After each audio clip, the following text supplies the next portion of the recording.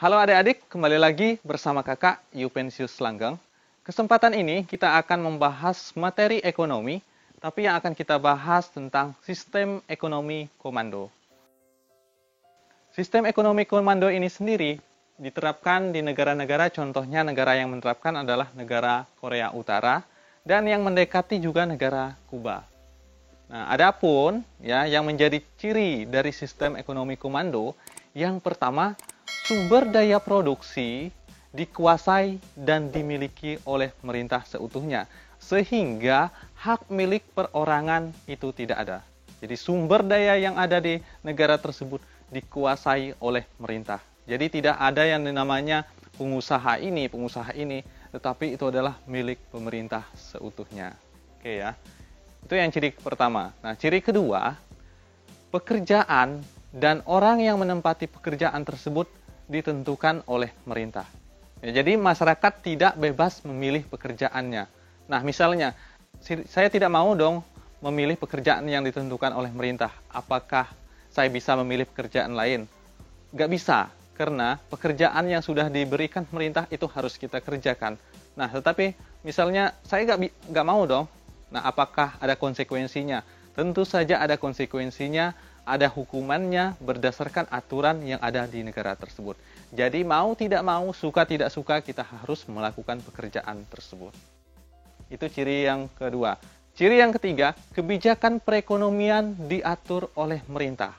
Mulai dari perencanaan, pengawasan, pemasaran, semuanya diatur oleh pemerintah. Baik itu ekspor, impor, semua kegiatan perekonomian diatur oleh pemerintah seutuhnya.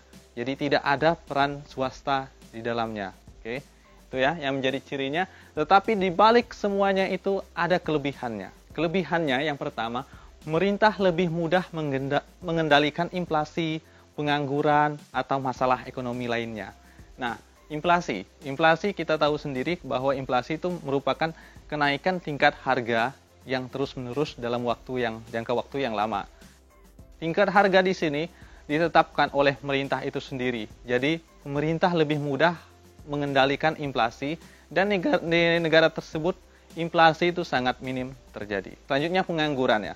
Nah, setiap orang yang ada di negara tersebut sudah ditentukan oleh pemerintah bekerja di bidangnya masing-masing sesuai yang pemerintah tetapkan. Jadi, sangat minim di negara tersebut adanya pengangguran. Kalaupun ada pengangguran itu sangat sedikit seperti itu. Karena semua orang memang bekerja sesuai dengan aturan atau sesuai dengan yang ditetapkan pemerintah. Yang kedua, pemerintah menetapkan kegiatan produksi sesuai dengan perencanaan. Sehingga produksi barang dalam negeri berjalan dengan lancar. Atau kegiatan ekonomi dalam negeri berjalan dengan lancar. Barang-barang apa saja yang akan diproduksi, jenisnya seperti apa, dan sebagainya, itu ditentukan oleh pemerintah seutuhnya. Dan pemerintah lebih mengutamakan bahwa barang-barang dalam negeri lebih diutamakan untuk dibeli oleh masyarakat. Jadi, kegiatan barang dalam negeri ataupun barang dalam negeri itu lebih diutamakan dan lebih maju. Kecuali pemerintah tidak bisa mencukupi kebutuhan negaranya, berarti pemerintah harus melakukan impor dari negara lain untuk menutupi kebutuhan di negaranya. Tetapi barang yang diutamakan adalah barang di dalam negeri untuk dipasarkan. Seperti itu. Sehingga kegiatan ekonomi yang ada di negara tersebut lebih lancar. Ketiga, relatif mudah melakukan distribusi pendapatan. Ya, pendapatan ya.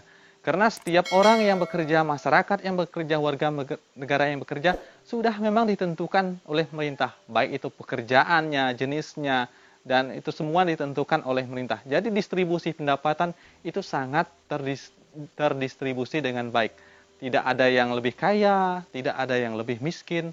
Semuanya, karena semuanya dikuasai oleh pemerintah dan diatur oleh pemerintah. Kelebihan yang keempat, jarang terjadinya krisis ekonomi. Karena semuanya diatur oleh pemerintah ya. Jarang terjadi namanya krisis ekonomi ya. Karena kegiatan ekonomi semuanya diatur oleh pemerintah seutuhnya, tidak ada peran swasta yang mendominasi di sini, tetapi semuanya pemerintah.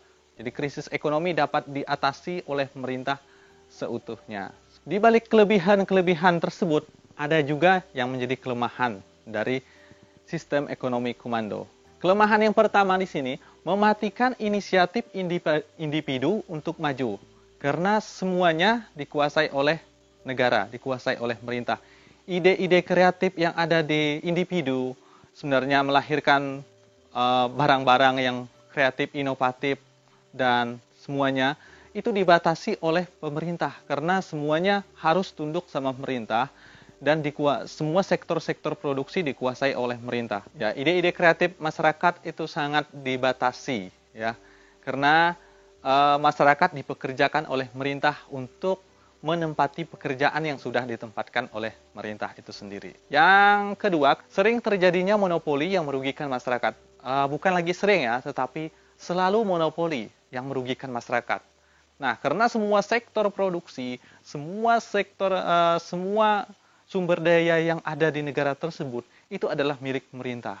Jadi tidak ada yang namanya milik individu, milik orang per orang. Karena semua sektor itu adalah milik pemerintah dan masyarakat harus membeli barang yang milik pemerintah tersebut. Dan masyarakat memang selalu dirugikan karena masyarakat harus tunduk pada pemerintahan tersebut. Oke, kelemahan yang selanjutnya adalah masyarakat tidak memiliki kebebasan untuk memiliki sumber daya yang ada di negara tersebut. Ya, tidak ada namanya hak masyarakat untuk memiliki sumber daya yang ada di negara tersebut. Karena semuanya dikuasai dan dimiliki oleh pemerintah. Nah, itu menjadi kekurangan dari negara tersebut. Nah, kira-kira ketika kita sudah mendengar penjelasan tentang sistem ekonomi komando, apakah kalian pengen hidup atau tinggal di negara yang menerapkan sistem ekonomi komando? Nah, kalau saya sendiri, saya gak mau ya. Walaupun misalnya pekerjaan sudah terjamin, kehidupan sudah terjamin karena tidak ada yang lebih kaya, tidak ada yang lebih miskin, tetapi kehidupan bebas itu sangat penting. Kebebasan itu sangat penting. Kalau kita di negara yang menerapkan sistem ekonomi komando, rasanya kita selalu dijajah oleh negara dan kita selalu diatur oleh negara. Tidak ada yang namanya kebebasan. Nah, seperti itu. Oke, itu saja yang menjadi penjelasan dalam materi sistem ekonomi komando. Dan jangan lupa untuk subscribe. Kemudian perlu di-share juga ke teman-teman yang lain. Terima kasih.